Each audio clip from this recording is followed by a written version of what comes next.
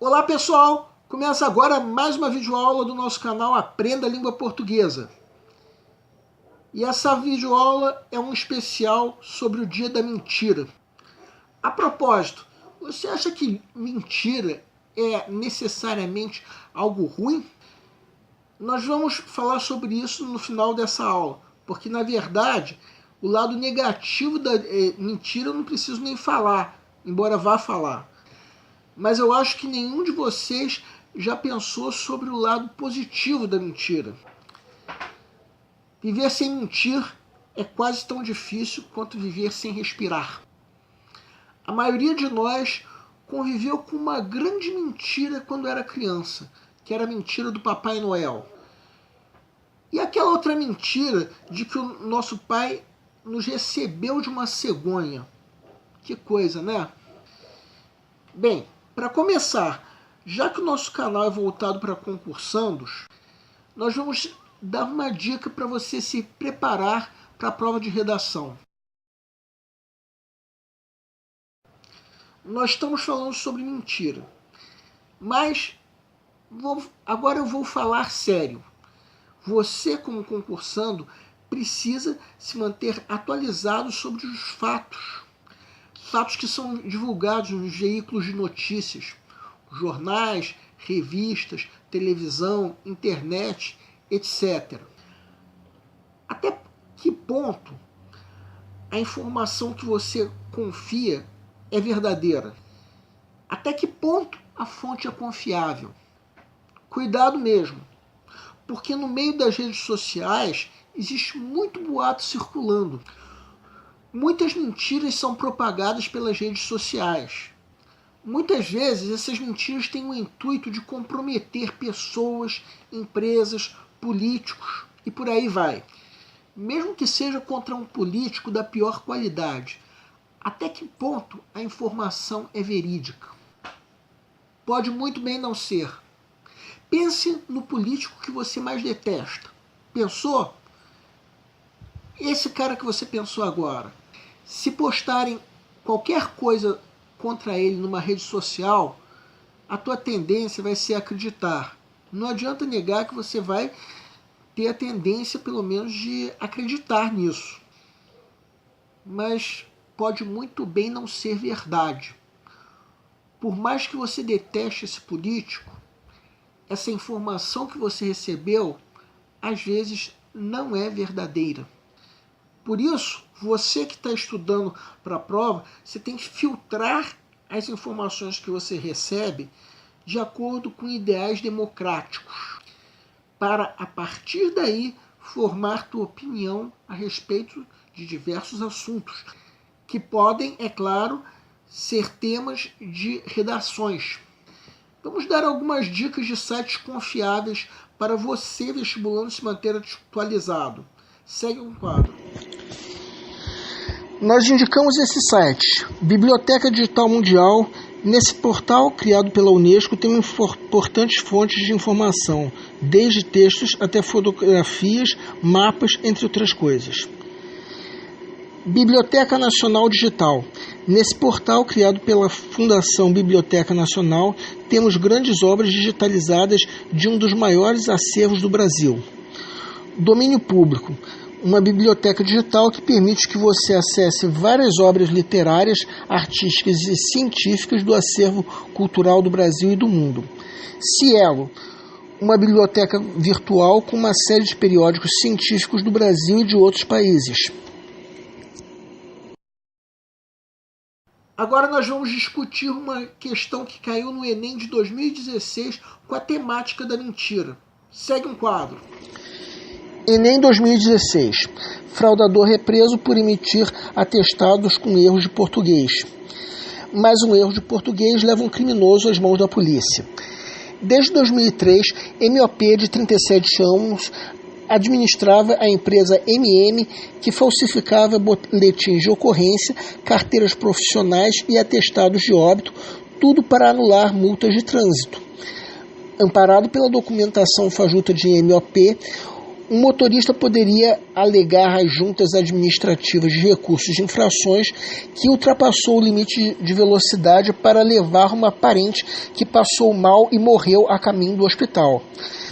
O esquema funcionou até setembro, quando o MOP foi indiciado. Atropelar a gramática. Havia emitido, por exemplo, um atestado em abril do ano passado em que estava escrito aneurisma cerebral com L no lugar de R e insuficiência múltipla de órgãos, com um L desnecessário em insuficiência, além do fato de a expressão médica adequada ser falência múltipla de órgãos. MOP foi indiciado pela 2ª Delegacia de Divisão de Crimes de Trânsito, na casa do acusado, em São Miguel Paulista, zona leste de São Paulo. A polícia encontrou um computador com modelos de documentos. O texto apresentado trata da prisão de um fraudador que emitia documentos com erros de escrita. Tendo em vista o assunto, a organização, bem como os recursos linguísticos, depreende-se que esse texto é um conto porque discute problemas existenciais e sociais de um fraudador. B. Notícia porque relata fatos que resultaram no indiciamento de um fraudador. C. Crônica porque narra o imprevisto que levou a polícia a prender um fraudador. D. Editorial porque opina sobre aspectos linguísticos dos documentos redigidos por um fraudador. E. Piada porque narra o fato engraçado de um fraudador descoberto pela polícia por causa de erros de grafia. Peço para que deem uma pausa antes de ser dado o gabarito. O gabarito é letra B. Trata-se, é claro, de um texto jornalístico que relata uma série de fatos fazendo uso da linguagem referencial, ou seja, que dá uma série de informações sobre quando, como, onde e porquê. Sendo um texto jornalístico, eliminamos as letras A e E. Nenhuma dessas alternativas trata de um gênero jornalístico. As outras letras ainda se referem a gêneros que podem ser considerados jornalísticos, mas a letra D está incorreta por se referir a algo que não está presente no texto. Sim, porque o texto não opina sobre aspectos linguísticos, e sim descreve os erros linguísticos presentes em documentos. Não se trata de um texto opinativo. Já a letra C está incorreta, embora, dependendo do ponto de vista, poderíamos sim considerar o texto uma crônica. Mas o que está errado seria, em primeiro lugar, falar de imprevistos que levaram a polícia a prender o fraudador. Não foi isso que aconteceu, e sim o indiciamento desse fraudador. Em segundo lugar, mesmo que isso fosse verdade, não seria esse o motivo para se tratar de uma crônica. De qualquer maneira, o fato é que a letra B já é um gabarito aceitável. Logo, se houvesse outro gabarito possível, a tendência seria a questão ser anulada. Provavelmente, os políticos são as pessoas que mais mentem. Tô certo ou tô errado? E não é só no Brasil. Já dizia Maquiavel que todos veem um político como ele parece. Poucos veem como ele realmente é. Só Donald Trump, desde que tomou a posse do governo americano, já fez várias declarações em falso. É o que foi constatado pelo Washington Post. Isso sem falar das mentiras que ele disse durante a campanha presidencial. Na posse, por exemplo, Trump disse que o público era o maior de todos os tempos. Mais tarde, ele disse que milhões dos imigrantes haviam roubado a sua vitória nos votos. Isso nunca foi comprovado. Trump já inventou uma série de atentados terroristas na Suécia, que, no fim das contas, não existiram. No fim das contas, palavra de político nunca é confiável. É isso mesmo que vocês acabaram de ler. A mentira tem um lado positivo. O homem é o único animal que mente.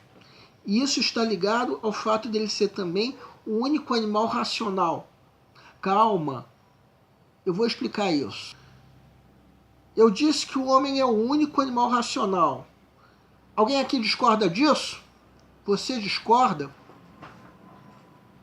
Não fale isso para o teu professor de biologia. Ele vai ficar muito chateado. O grande problema é que o que o homem faz e continua fazendo é um mau uso da racionalidade. Por isso, o nosso meio ambiente está comprometido.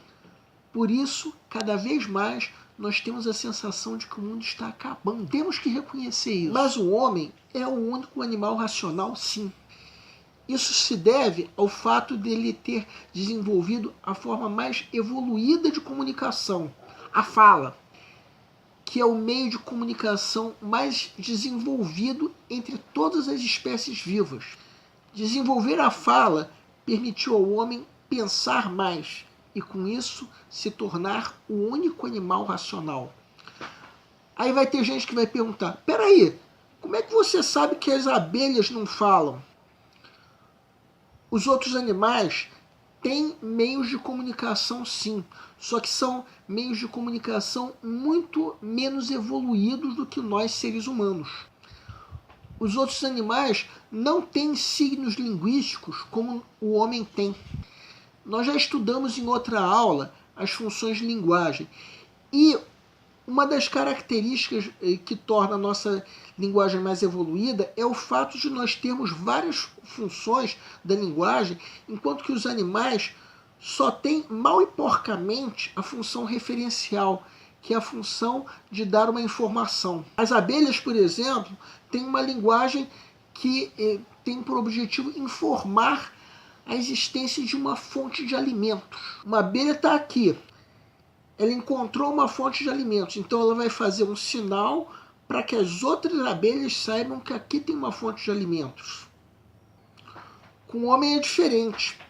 Eu posso falar mal de um político sem que um político esteja aqui. Eu posso falar sobre uma coisa que está acontecendo na esquina e não esteja acontecendo aqui. Eu posso falar sobre as abelhas sem que as abelhas estejam aqui. Mas com os outros animais isso não é possível. Uma abelha só faz o sinal da existência de uma fonte de alimentos se essa fonte de alimentos estiver aqui. E aí entra uma outra característica da linguagem humana, que é a mendacidade, a possibilidade de mentir. Os outros animais não mentem.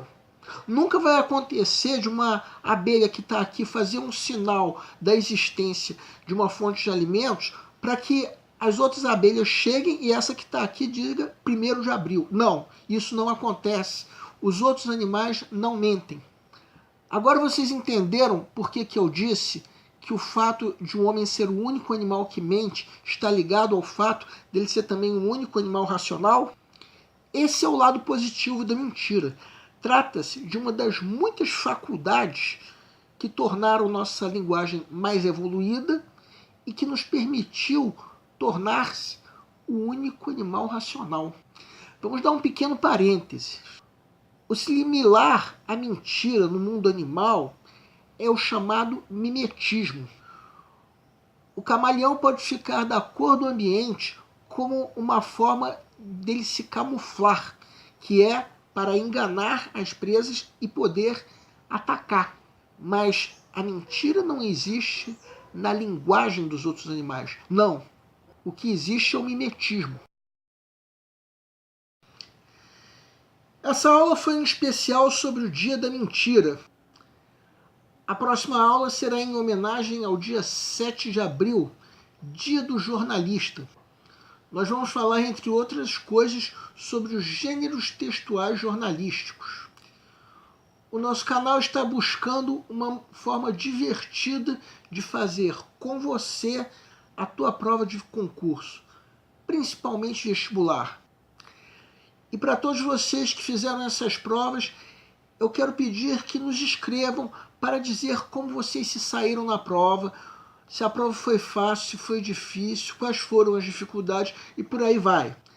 Conforme for, nós faremos os devidos comentários numa próxima aula. E para todos vocês, o nosso canal deseja boa sorte. O Aprenda a Língua Portuguesa vai ajudar você a fazer a tua prova de vestibular ou concurso. Qualquer dúvida que vocês tenham, podem nos escrever, ou através do nosso e-mail, ou através do Google+, ou através da nossa fanpage no Facebook. Qualquer comentário, qualquer dúvida que você tenha, qualquer elogio, qualquer reclamação também vai ser muito bem acolhida. Isso porque a missão do nosso canal é melhorar cada vez mais.